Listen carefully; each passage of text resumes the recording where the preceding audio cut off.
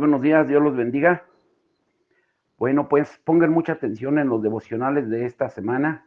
Yo espero de que se hayan gozado con la predicación del domingo y que hayan estudiado el devocional que como extra se les dio para estudiarlo el día de ayer y de que vean de que nuestra vida, si no es transformada por medio de la cruz, para que nuestra carne sea sacrificada, muerta en la cruz y podamos tener una vida guiada por el Espíritu, pues vamos a seguir igual. Ahora, en esta semana vamos a ver lo que significa realmente vivir dentro de la experiencia de la gloria de Jesús.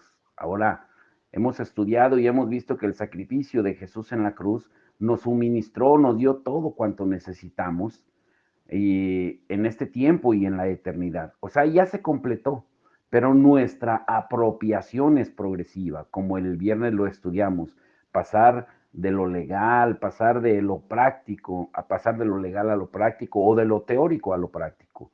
Ahora, ¿cómo entramos en todo lo que Dios proveyó mediante el sacrificio de nuestro Señor Jesucristo en la cruz?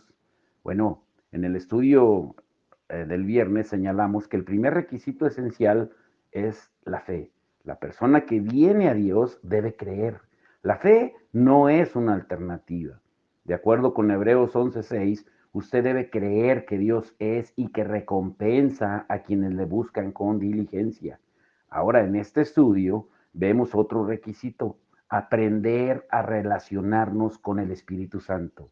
Por eso era el énfasis del domingo de dejarles los estudios, bueno, el devocional para estudiarlo y darnos cuenta que así como Jesús, Él jamás hizo nada si no fue a través del Espíritu Santo y en obediencia al Padre, nunca hizo nada por Él mismo, pues igualmente el Espíritu nos guía para apropiarnos de todas las provisiones de la expiación de Cristo. Además, nos va a conducir a todo lo que necesitamos. La salvación no es solo conseguir que se nos perdonen nuestros pecados, aunque gracias a Dios esa es una parte esencial e importante, pero la salvación es la provisión absoluta de Dios para su pueblo por medio del sacrificio de Jesús. En el capítulo o en el estudio de pasados hablamos acerca de la palabra griega sozo, que se traduce normalmente salvo, y señalamos que en los evangelios esa palabra se usa para hablar también de sanidad de los enfermos, para la liberación de malos espíritus a las personas, para levantar a los muertos y para la preservación total del pueblo de Dios. Y esa única palabra describe todos estos beneficios. Ahora, la definición de salvación, entonces, también cubre todo lo que Jesús nos proveyó. Es espiritual, es física, es emocional, es material, por el sacrificio de Jesús en la cruz, para el tiempo y para la eternidad. Nacer de nuevo es una experiencia de un tiempo.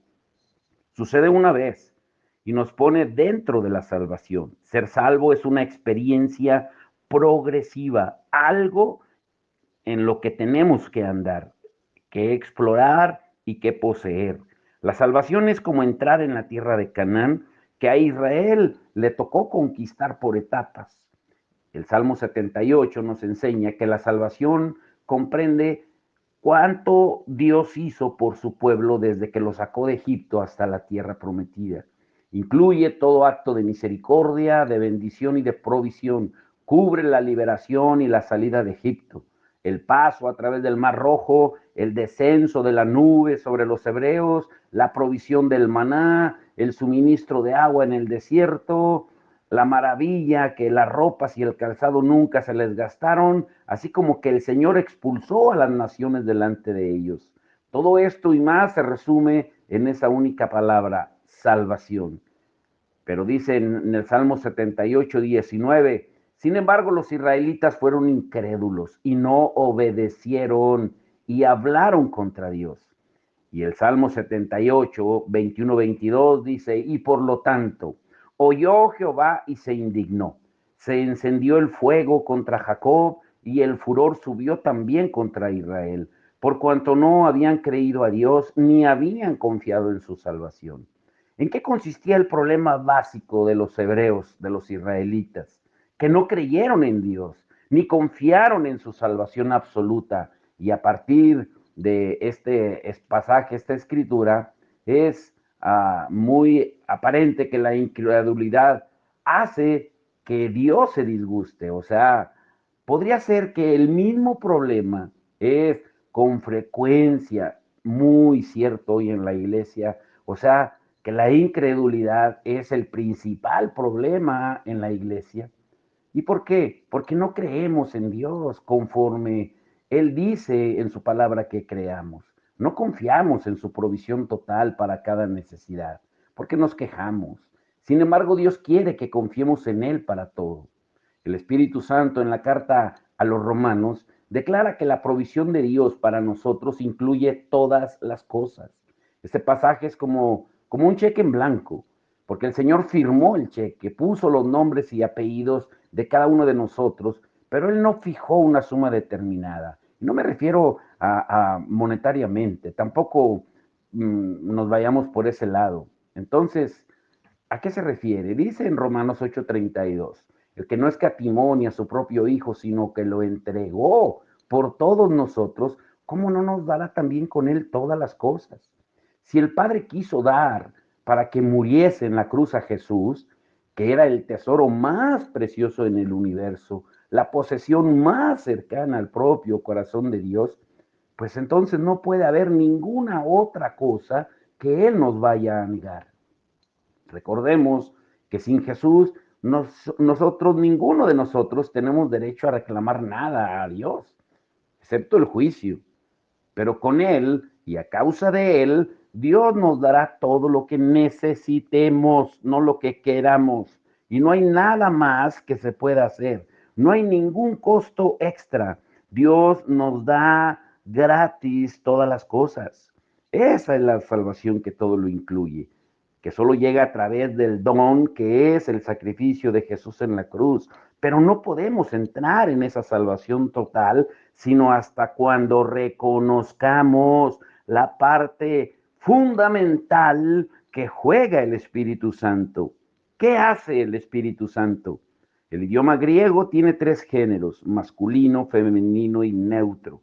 El término griego para espíritu es pneuma, viento, aire, aliento o espíritu, y es de un género neutro.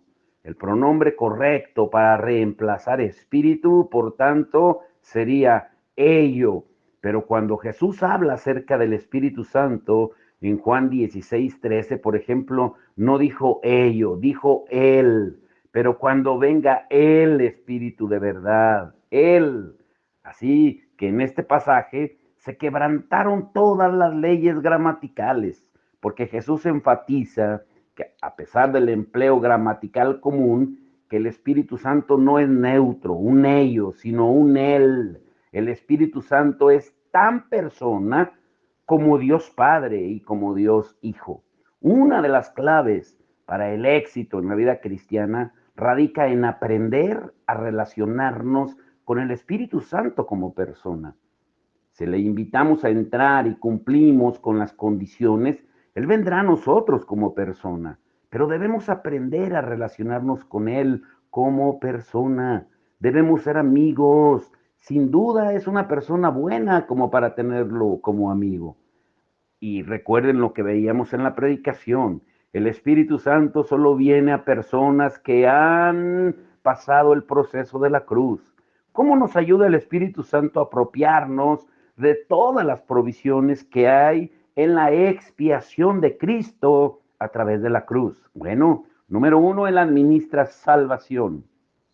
El Espíritu Santo es el único administrador de la salvación. Es el único que la puede proveer. Él tiene la llave del almacén, como hablábamos en la predicación del pasado domingo, de todas las provisiones del Señor. Él abre la tesorería de Dios y nos da cuanto necesitamos. Sin embargo, es una de las personas a quien más se descuida en la iglesia. Incluso los que se llaman pentecostales o carismáticos, que hablan mucho acerca del Espíritu Santo, con frecuencia son los que más lo ignoran. Si queremos recibir su herencia y tener acceso a lo que Dios proveyó, tenemos que hacer amistad con el Espíritu Santo. En Juan 16, el Señor Jesús se alistaba a fin de dejar a sus discípulos y los preparaba para lo que iba a venir. Y Él les dice en Juan 16, 7, pero yo os digo la verdad, os conviene que yo me vaya, porque si no me fuera, el Consolador, el Espíritu Santo, no vendría a vosotros. Mas si me fuere, os lo enviaré. Notemos que Jesús habló de un cambio de personas. Yo como persona voy de regreso al cielo, él dijo, pero en mi lugar les enviaré otra persona. Y anunció algo sorprendente. Para ustedes es una ventaja que yo me vaya, les conviene que yo me vaya. Para ustedes será mejor que yo esté en el cielo y que el Espíritu Santo esté aquí en la tierra, para que ustedes ahora estén también conmigo en la tierra y el Espíritu Santo en el cielo. Casi todos los cristianos son incapaces de captar esto. Pensamos qué maravilloso sería haber vivido antes, en los días cuando Jesús estuvo aquí en este mundo con sus discípulos, que hubiera sido fantástico. Pero Jesús dijo que eso era apenas una etapa de transición. Él dijo, les conviene que yo los deje y que el Espíritu Santo ocupe el puesto mío en la tierra. Y luego desde el cielo podré obrar a través del Espíritu por todas partes en el mundo al mismo tiempo, sin estar limitado a un cuerpo físico. Por lo tanto, para ustedes es más conveniente que los deje. Número 2, el Espíritu Santo nos guía a la verdad y señala a Jesús. Más adelante Jesús dice en San Juan 16:13, cuando venga el Espíritu de verdad, Él os guiará a toda la verdad, porque no hablará por su propia cuenta, sino que hablará todo lo que oyere y os hará saber las cosas que habrán de venir. El Espíritu Santo es la persona que en el universo atraemos la atención sobre Él mismo. O sea, por ese motivo, en cierto sentido, tendemos a ignorarlo. Jesús dijo que cuando viniera el Espíritu Santo no diría nada de sí mismo, sino lo que oyera decir al Padre y al Hijo. El Espíritu Santo, entonces, ¿sobre quién atrae la atención? Pues únicamente sobre Jesús, que dijo en San Juan 16:14, Él me glorificará a mí. Una de las pruebas más grandes para saber si algo es del Espíritu Santo no es la cantidad de ruido que produzca, sino si glorifica a Jesús. Y en efecto, si exalta una personalidad humana o se enfoca en una doctrina o en una denominación, eso no es obra del Espíritu Santo, porque no glorifica tales cosas. Él solamente glorifica a nuestro Señor Jesucristo. Si queremos atraer al Espíritu Santo, debemos dedicar tiempo a exaltar y alabar el nombre de Jesús. Entonces el Espíritu Santo dirá para sí mismo, esto es lo que me encanta oír ahora. Iré y pasaré algún tiempo con estas personas.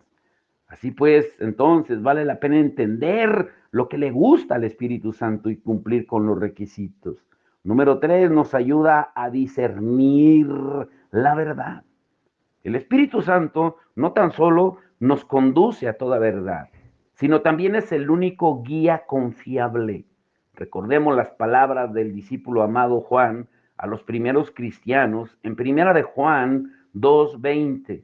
Pero ustedes tienen la unción del Santo y conocen todas las cosas. Es obvio que aquí se está refiriendo al Espíritu Santo.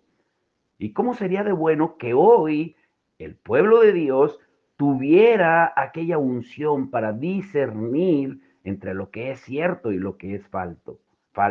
Pero muy a menudo los cristianos, que según son llenos del Espíritu, son la gente más fácil de engañar y distraer, porque no aprenden a diferenciar entre lo ruidoso, lo carnal, lo afectado, lo petulante, lo orgulloso.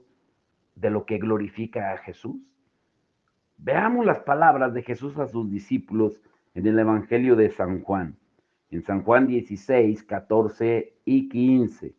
Él, el Espíritu Santo, me glorificará, porque tomará de lo mío y os lo hará saber. Todo lo que tiene el Padre es mío. Por eso dije que tomará de lo mío y os lo hará saber. Notemos aquí la modestia de Jesús. No quiere dejarnos con la impresión que es dueño original de todo. Dice, es mío solo porque el Padre me lo dio. Este es un hermoso ejemplo de dar gloria a otro. El Espíritu Santo glorifica a Jesús y Jesús glorifica al Padre. Y luego señala al Espíritu Santo y dice, cuando venga el Espíritu Santo, tomará de lo que es mío y se los declarará, se los revelará, se los impartirá a ustedes. Veamos entonces que el Espíritu Santo tiene la llave de la bodega de los tesoros de Dios, pero esa llave tiene una forma, la forma de la cruz. Todo cuanto posee el Padre y el Hijo lo administra el Espíritu Santo. Muchos cristianos estudian la doctrina, pero jamás se han hecho amigos del Espíritu Santo. Son muy elocuentes, muy didácticos, muy de sabiduría humana, muy estudiosos, pero, pero muy pragmáticos, sin darle lugar al Espíritu Santo. Incluso dudan del poder del Espíritu Santo hoy en día. Pero vale la pena tener una amistad con Él. Ahora, veamos un cuadro bíblico para irlo entendiendo un poquito más. En la iglesia de hoy, no estoy hablando lógico de creo en ti, sino toda la iglesia universal de Cristo, podemos contar con el enorme privilegio de un guía y un protector maravilloso que nos acompañará en nuestro largo viaje a través de la vida. Y Él se llama el Espíritu Santo. En el libro de Génesis, en el capítulo 24, nos da un cuadro muy ilustrativo de su papel en el relato donde se lee acerca del deseo de Abraham por encontrar una esposa para su hijo Isaac. Dice, no voy a elegir una esposa para mi hijo entre las hijas de Canaán, dice Abraham. Y esto refleja una práctica típica que era del Oriente Medio y que ha perdurado hasta hoy. O sea, debe ser de mi gente. Entonces, el patriarca Abraham envía a su criado a su propio pueblo a fin de buscar la novia adecuada y traerla a casa. Y en esta historia, Abraham representa a Dios Padre. Isaac, el único hijo engendrado, es un tipo de Jesucristo. Rebeca, la novia escogida, es un tipo de la iglesia. Y un personaje más, el sirviente, es un ejemplo del Espíritu Santo. Génesis 24 es el autorretrato del Espíritu Santo. Eso. El siervo aparece con 10 camellos cargados de regalos. Y si usted ha permanecido algún tiempo, o si es que han ido, en el desierto, pueden darse cuenta de cuánto peso puede llevar un camello. Ahora, de modo semejante, cuando viene el Espíritu Santo, jamás aparece con las manos vacías. Él tiene consigo, en la historia, lean todo el capítulo 24 de Génesis, 10 camellos llenos de presentes. Ahora, cuando el criado llega al pozo en busca de la muchacha correcta, hace una oración. Dios de mi amo Abraham, te suplico que la mujer precisa me ofrezca agua no solo para mí, como cualquiera lo haría, sino también para los camellos. Ahora, ¿cómo un camello puede, como lo sabemos, bueno, tal vez no lo hemos visto, pero lo hemos estudiado, de cómo un camello puede beber hasta 40 galones de agua? y el siervo tiene 10 camellos. O sea, esa joven debería subir del pozo 400 galones de agua. La muchacha que hiciera esto, pues claro que no solo debería ser amable y bonita, sino también fuerte y musculosa. Imagínense qué clase de esposa haría esto. Y mientras el sirviente permanece de pie cerca del pozo, llega esta joven a la que el hombre le dice, dame agua, por favor. Y ella contesta, toma y daré de beber a tus camellos también. Ese es un cuadro de la iglesia. No se trata de una delicada jovencita que se sienta en la fila de adelante para cantar himnos, sino de una mujer fuerte, con buenos músculos, lista para trabajar y si es necesario entregar su vida. Y el siervo se dice a sí mismo, esta es la muchacha. Y después que el criado conoce a la familia de Rebeca, les cuenta el deseo de su amo, Abraham, acerca de encontrar esposa para su hijo Isaac. Y entonces ellos le pasan la pregunta a Rebeca, ¿quieres irte con este hombre? Y para decidir su destino, ella responde, sí iré. Eso es fe, porque Rebeca apenas había conocido al criado unas cuantas horas antes. Sin embargo, ella está dispuesta a irse con él en una marcha larga y peligrosa, y teniéndolo a él como su guía y su protector. También nosotros, como iglesia, tenemos delante un recorrido amplio y lleno de peligros, de amenazas, y antes de encontrar a nuestro esposo, pues tenemos un guía y protector extraordinario y digno de confianza, el Espíritu Santo. Y además, Rebeca nunca ha visto al hombre con quien se iba a casar. Todo lo que sabe sobre Isaac se lo transmitió el siervo, igual que nosotros, todo lo que sabemos acerca de Jesús, hasta cuando lo conozcamos en un encuentro personal, lo hemos aprendido por el Espíritu Santo, porque el Espíritu Santo es el que lo revela, el Espíritu Santo fue el que inspiró la palabra, la Biblia que leemos. Por tanto, vamos a desperdiciar una gran cantidad de cosas si no cultivamos una relación íntima y profunda con Él. Tenemos que depender del Espíritu Santo para el ministerio. En la epístola de Pablo a la iglesia de Roma hay un pasaje de suma importancia para quienes desean prepararse a fin de ministrar en el cuerpo de Cristo. Romanos 8:14 dice, porque todos los que son guiados por el Espíritu de Dios, estos son hijos de Dios. En el original griego, Pablo utiliza un presente continuo que en castellano se asimila a los que están siendo guiados regularmente por el Espíritu de Dios. La pregunta es, ¿quiénes son los hijos de Dios? Bueno, son aquellos a quienes Él guía con regularidad el Espíritu Santo. En otras palabras, vivo como hijo de Dios cuando estoy siendo guiado regularmente por su Espíritu.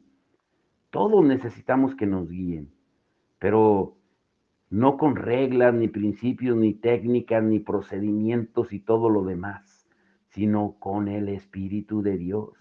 Podemos aprender principios, técnicas, reglas, procedimientos, dogmas, doctrinas, y no digo que esas cosas sean malas. Es malo creer en ellas por entero, porque solo hay una persona en quien podemos confiar por completo, el Espíritu Santo. Si dependemos de Él, entonces nos guiará a todo lo que sea apropiado. Todo procedimiento, regla, técnica, principio. Sin embargo, si descansamos apenas solamente en normas, lo único que vamos a conseguir cuando tengan para brindarnos serán los recursos humanos. Como cristianos debemos contar con la capacidad de darle al mundo más que eso. Por ejemplo, un psicólogo profesional tiene sus reglas y él produce o da un diagnóstico que puede ser correcto o no, pero tenemos un llamamiento para hacer mucho más. Contamos con un amigo maravilloso, cuyo nombre es el Espíritu Santo. Él ofrece recursos sobrenaturales y divinos a nuestra disposición. Y por favor, no se conviertan en psiquiatras amateur. Los psiquiatras pueden ser peligrosos, mas los psiquiatras aficionados con frecuencia son más dañinos. Cuando alguien llega a usted para buscar ayuda, no vaya de inmediato a hacer una lista de síntomas. Confíe en el Espíritu Santo. Él puede guiarlo a que elabore esa lista y esta puede ser correcta, pero aún así no vaya a confiar en ella. Dependa tan solo del discernimiento que le dé el propio Espíritu Santo. Hoy en día algunos en la consejería usan uh, una técnica para llevarlos de regreso hasta la edad actual de la juventud o desde a la niñez y por último hasta el vientre materno. Cuando Jesús encontró a la samaritana en el pozo, Él no la hizo volver hasta la infancia. En cambio, Él tuvo una palabra de conocimiento que vino del propio Espíritu Santo. En Juan 4:18, porque 5 maridos has tenido y el que ahora tienes es tu marido. Esto has dicho con verdad. Jesús no necesitó decir nada más. Aquel discernimiento tan profundo le permitió ver el corazón y la vida de esa mujer de una manera instantánea. Por eso necesitamos la sabiduría y la revelación del Espíritu Santo.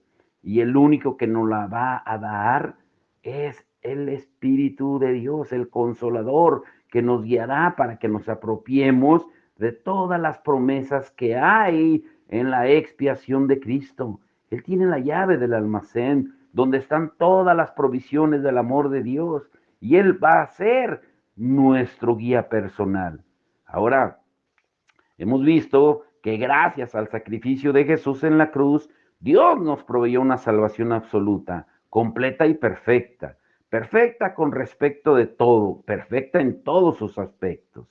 Dios también hizo disponible para nosotros un guía divino a fin de hacernos entrar en nuestra herencia. Ese guía, también ya sabemos, es el Espíritu Santo.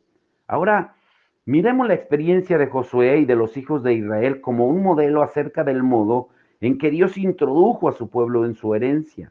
En Josué 1:2, el Todopoderoso le dijo, yo les doy la tierra. Pero en el versículo siguiente Dios dice, yo os he entregado la tierra. Y a partir de entonces, legalmente, la tierra pertenecía a los israelitas, aunque no habían siquiera comenzado a ocuparla. Lo que según el punto de vista de la legalidad era de ellos, tuvo que venir a hacerlo en la práctica, es decir, desde la perspectiva experimental. Y exactamente es lo mismo para nosotros hoy con respecto al sacrificio de Jesús en la cruz. El Señor hizo ahí todo. Él nos dio salvación que es perfecta, completa y donde se incluye todo. Pero debemos movernos de lo teórico, de lo legal a lo práctico, a lo experimental. La cruz vino a ser verdadera en nuestras vidas. Tenemos que apropiarnos en realidad de la provisión absoluta que Jesús hizo para nosotros. Y esa no es una experiencia solamente y aislada, sino es una serie progresiva de experiencias. También hemos estudiado y visto que los diversos usos de la palabra salvación en el Nuevo Testamento, lo que significan. Sabemos que comprende una buena cantidad de maneras en la que Jesús se dedica a obrar en nuestras vidas. Su salvación no se limita solamente al perdón del pecado, sino que contiene también la sanidad física, la liberación de demonios y hasta levantar a una persona de entre los muertos. Todo esto y más se incorpora en un término que todo lo incluye, salvación. Y todo esto se hizo disponible para nosotros. Legalmente ya es nuestro mediante la fe en Jesucristo.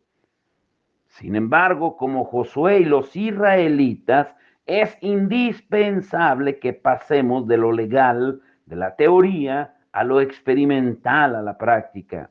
Y el modelo bíblico básico para hacer esto se aprecia el día de Pentecostés, donde en Hechos 2, 38 al 39 hay un registro de lo que pasó.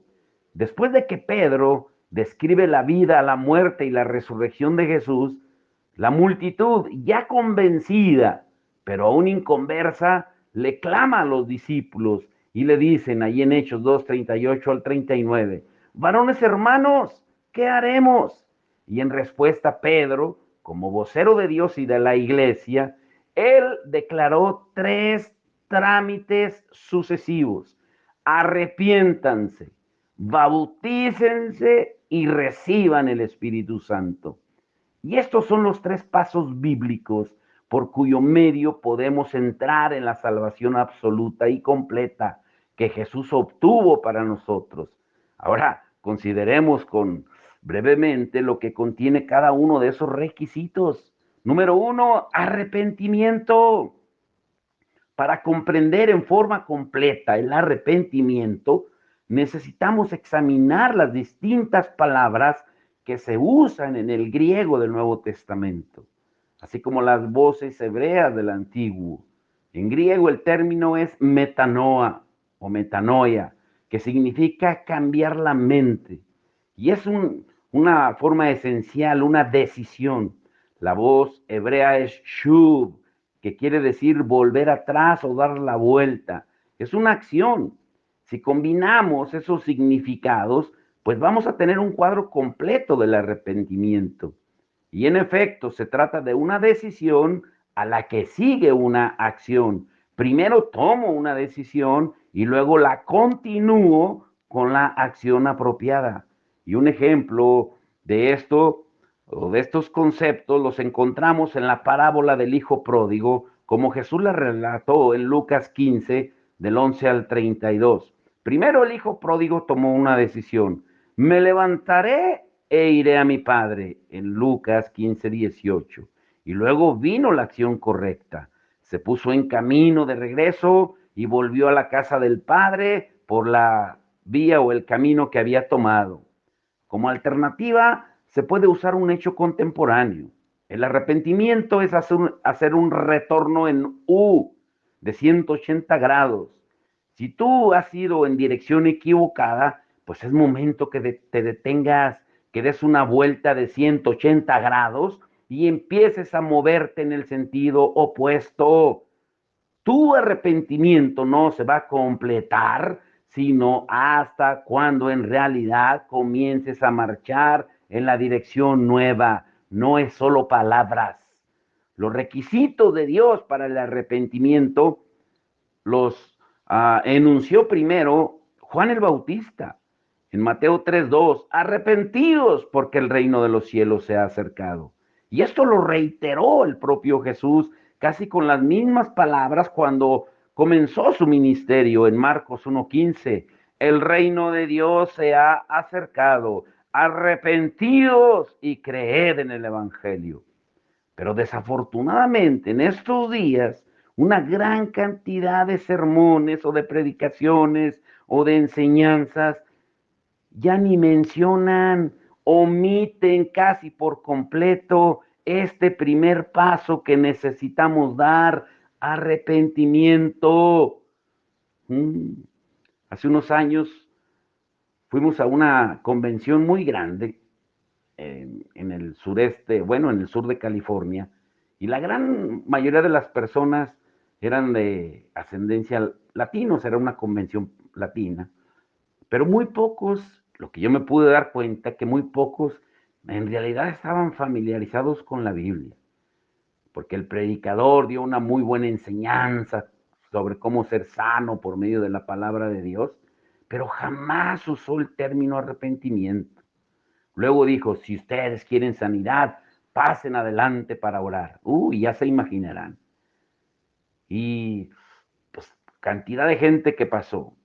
Y yo me encontré ahí en medio tratando de ministrar a algunas de las personas que pasaron al frente. Y entre sus antecedentes había adoración a los ídolos, prácticas de ocultismo, idolatría. Pero ellos querían a Jesús encima de todo eso. Pero escuchen esto, Dios nunca estará de acuerdo en ser una añadidura a muchas otras cosas en nuestras vidas. Él es el único cimiento de toda creencia cristiana o no es nada.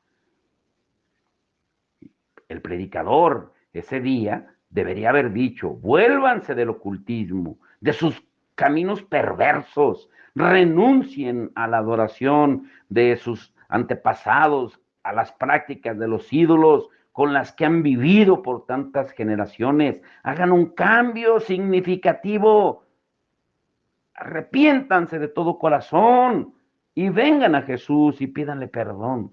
Pero desafortunadamente el arrepentimiento no era parte de ese mensaje, como hoy en día tampoco lo es. Y como producto, resultado de aquella reunión, pues hubo muchos confundidos, más que un ministerio eficaz, porque muy pocos fueron salvos realmente. Si acaso algunos, por cuanto no cumplieron con el primer requisito de la salvación, que es el arrepentimiento. Pero muchas iglesias de hoy predican un mensaje parecido a esto. Si quieres ser libre de la totalidad de tus problemas, simplemente cree y ven y recibe a Jesús. Pero para recibir a Jesús no va a resolver todos tus problemas. De hecho, al principio, quizá puede que te vayas a encontrar con más problemas. El primer requisito invariable para la salvación es arrepentirse. El nuevo pacto no reconoce una cosa tal como creer para ser salvo sin arrepentimiento, como hoy se predica, porque siempre lo pone antes de creer.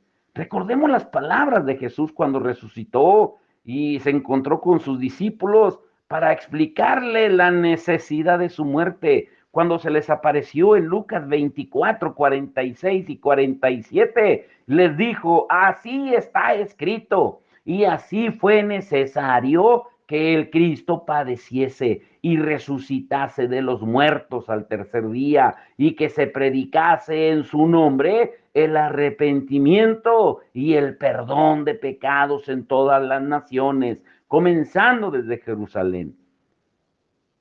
Te pregunto, ¿cuál fue el mensaje del Evangelio que Jesús ordenó a sus discípulos? No solo fue la remisión de las iniquidades, sino primero el arrepentimiento y luego el perdón de los pecados. Cuando Pablo describe su ministerio en Éfeso, él dice en Hechos 20, 20 al 21, y como nada que fuese útil, he rehuido de anunciaros y enseñaros públicamente y por las casas, testificando a judíos y a gentiles acerca del arrepentimiento para con Dios y de la fe en nuestro Señor Jesucristo.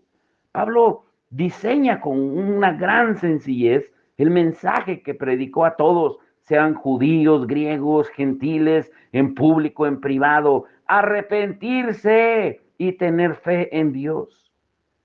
Y casi al cierre del Nuevo Testamento, el apóstol Juan registra el mensaje de Jesús a las 7 iglesias en la provincia de Asia, allí en el libro de Apocalipsis. Para 5 de ellas, cuando leemos Apocalipsis capítulo 2 y 3, su primer requisito fue arrepentirse. Y casi con seguridad, la proporción de iglesias que en el día de hoy necesitan el arrepentimiento sería igual. En el curso de los años, para ir concluyendo por hoy, me ha tocado aconsejar a cristianos con diversos clases de problemas. Y al pensar sobre todo cuanto he debido conocer, puedo concluir que en casi todos los casos había un problema de raíz. ¿Saben cuál es? Ya lo supieron. La falta de arrepentimiento. Si esas personas hubieran recibido y hecho caso del mensaje de arrepentirse, no hubieran tenido necesidad de consejería, sus problemas se hubieran resuelto.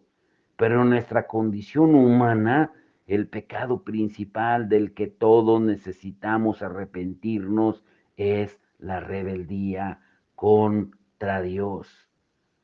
¿Mm?